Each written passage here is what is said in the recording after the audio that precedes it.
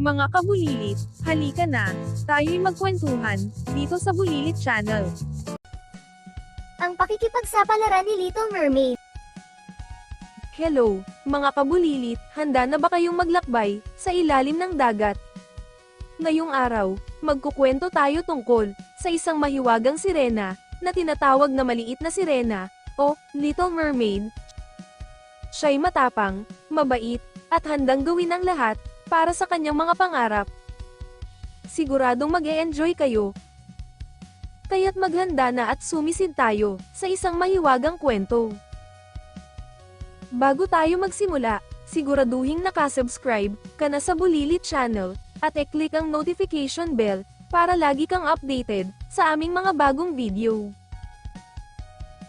Sa malalim na bahagi ng dagat, may isang kaharian na puno ng mga makukulay na isda. Kumikislap na mga coral, at naglalarong mga isda. Dito nakatira ang isang masayahin at matapang na sirena na tinatawag na Ariel.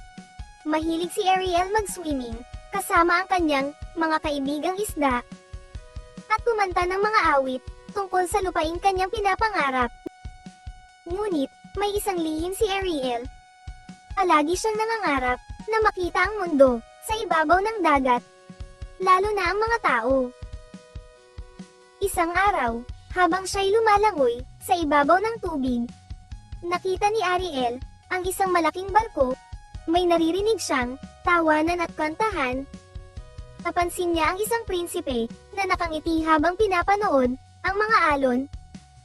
Sino kaya siya? Tanong ni Ariel sa kanyang sarili. Mula sa araw na iyon, lagi na niyang iniisip ang tungkol sa mundo ng mga tao at ang prinsipe. Isang gabi, bumagyo sa dagat at nabalot ng malalaking alon. Ang barko ng prinsipe, nahulog ito sa dagat at mabilis na tinangay ng malalaking alon. Walang pag-aalinlangan, lumangoy si Ariel upang iligtas ang prinsipe. Dinala niya ito sa pampang at hinintay na magising sa kanyang puso. Alam niyang hindi siya makakalapit muli sa prinsipe dahil siya'y isang sirena. Kung nag-e-enjoy ka, huwag kalimutang i-like ang video na ito at i-share ito sa iyong mga kaibigan. Pagbalik niya sa ilalim ng dagat, naisip ni Ariel na magtungo sa mangkukulam ng dagat. Gusto kong magkaroon ng mga binti, sabi niya. Handa akong ibigay ang aking magandang tinig para rito. Ang mangkukulam ay pumayag, ngunit nagbigay ng babala. Kung hindi mo mapapaibig ang prinsipe, magiging bula ka sa dagat. Sa kabila ng panganib, tinanggap ni Ariel ang kasunduan. Mga kabulilit, ano kaya ang mangyayari kay Ariel? Mapapaibig kaya niya ang prinsipe o siya'y magiging bula sa dagat? Manatiling nakatutok para malaman ang susunod na mangyayari. Sa wakas, si Ariel ay may mga binti na. Pumunta siya sa kaharian ng prinsipe, at doon niya nakilala ang ga-prinsipe. Sa unang pagkakataon, naging magkaibigan sila, at madalas silang naglalakad sa tabi ng dagat.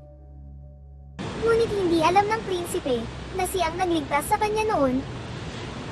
Araw-araw, umaasa si Ariel na mahalin din siya ng prinsipe.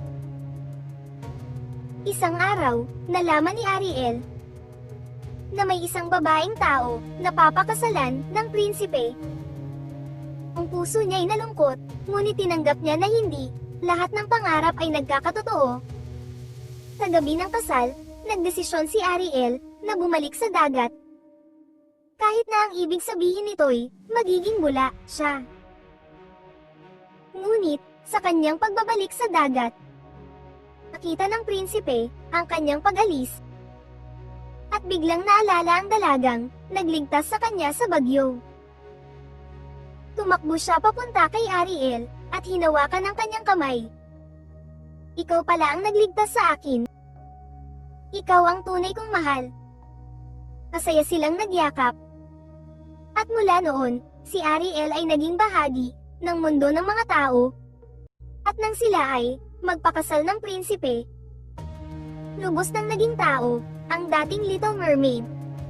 At nabuhay siya ng maligaya, kasama ang kanyang minamahal na prinsipe. At dyan nagtatapos ang kwento ng maliit na sirena. Naibigan ba ninyo, mga kabulilit? Ano kaya kung ikaw si Ariel, ano ang gagawin mo? E-email mo ang sagot mo sa email address na nagpa-flash sa screen. At huwag kalimutang mag-subscribe para sa mas maraming kwento at adventure dito sa Bulilit Channel. Hanggang sa susunod nating kwento, paalam at ingat, kabulilit! Kung nagustuhan mo ang video, e-like at i-share ito sa iyong mga kaibigan